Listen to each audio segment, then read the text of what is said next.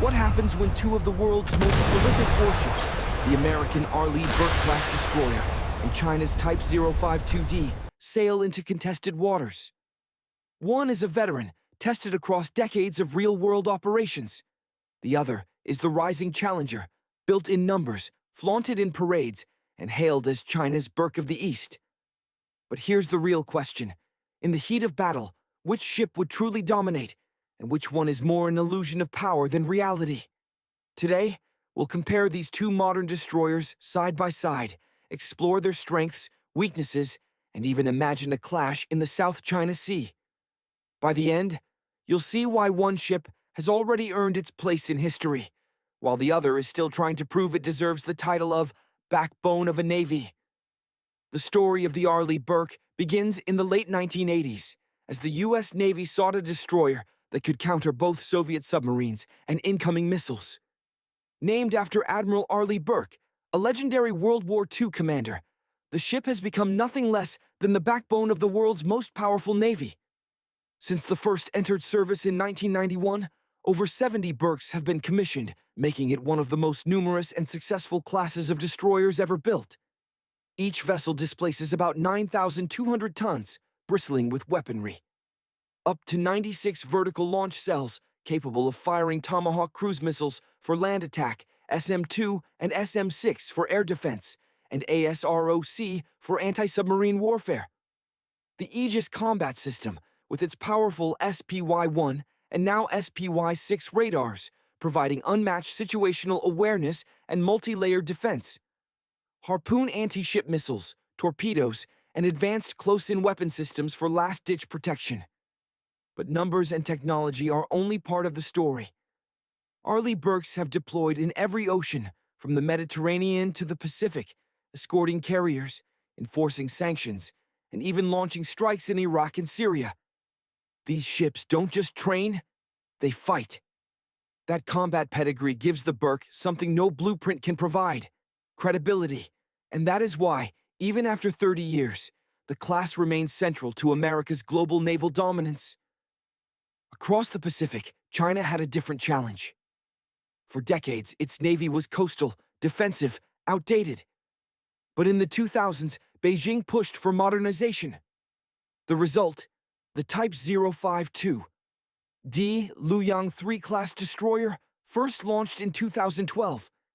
China built these ships quickly.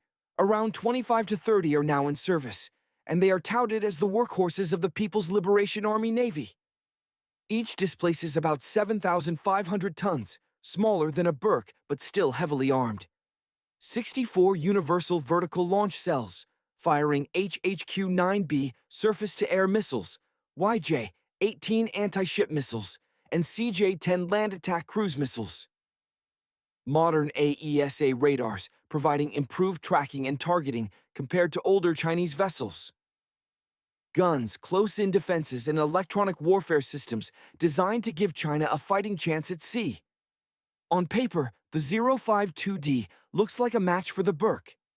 Chinese media often call it the Chinese Aegis, a symbol that Beijing can now rival the West's advanced warships. But there's a catch. The 052D has never been tested in combat.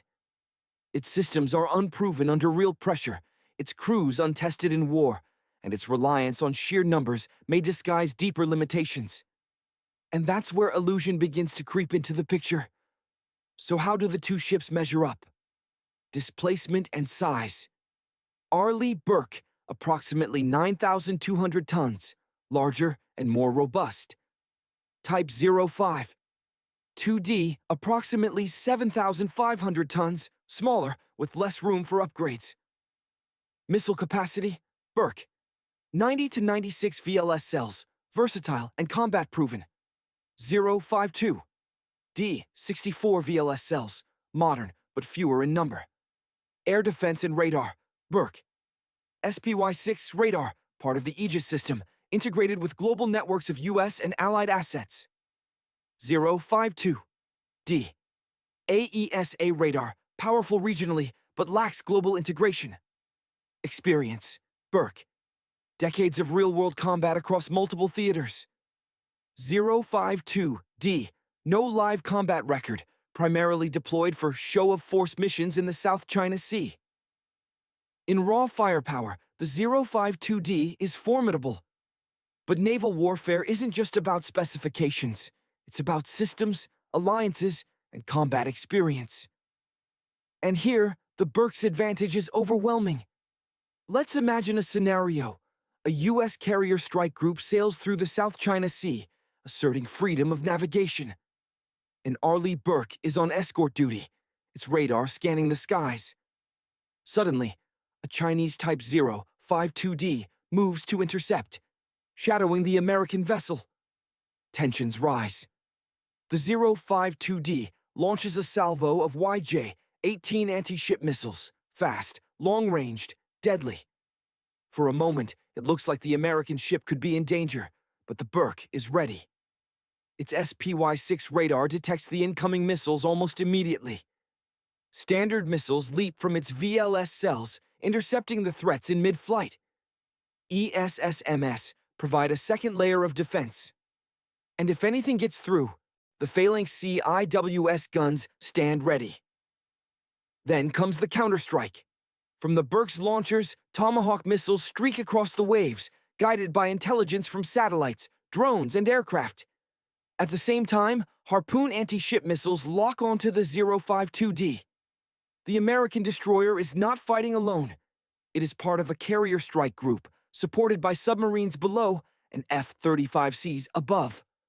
The Chinese ship, though powerful in isolation, cannot match the layered defense and coordinated attack of the U.S. Navy. This isn't just speculation. It's the logic of naval warfare. The U.S. builds networks, China builds numbers. And numbers alone don't win at sea. This brings us to a critical point.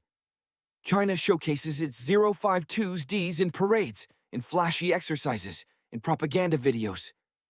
They look impressive, and they are compared to China's older ships. But the illusion is in the leap they claim, that building many 052s somehow equals global parity with America. In reality, the 052D is powerful only close to home. Protected by land-based aircraft and missile batteries, these ships are dangerous in the South and East China Seas. But take them far from shore, without that umbrella, and their limitations become obvious. Meanwhile, Arleigh Burkes sail across the globe, independently or with carrier groups, integrating seamlessly into allied navies from Japan to NATO. Their power isn't just in missiles, it's in the systems, networks, and decades of refinement. This is why illusions are dangerous. Believing that the 052D makes China equal to America at sea ignores the vast gap in global reach, in combat experience, and in trust built with allies. Of course, cost matters. A Burke costs around $2 billion to build, while a Type 052D is estimated at roughly half that. China can build more of them, faster, and that creates the perception of catching up. But quantity does not erase qualitative gaps. In a regional fight near its coast, China may leverage numbers. But the U.S. Navy doesn't fight ship to ship. It fights as an integrated force, with carriers, subs, aircraft, and allies. That's why the Burke remains the true backbone of 21st century navies, not just because of what it carries, but because of the system it represents. So, who really owns the seas? The Type 052D is impressive, a symbol of China's rapid naval modernization, but it is also a reminder of ambition outpacing experience, of strength that is still regional, not global. The Arleigh Burke, on the other hand, has already proven itself for 3 decades. It fights, it defends, it adapts. And it does so not alone, but as part of the most formidable maritime network in history. When the waves rise and missiles fly, the illusion of power fades. What remains is the reality of training, experience, and global reach. And in that contest, the Burke and the U.S. Navy it represents still reign supreme. So, what do you think? Could China's Type 052D ever rival the battle-proven Arleigh Burke? Or is it still more of a regional showpiece than a global equalizer?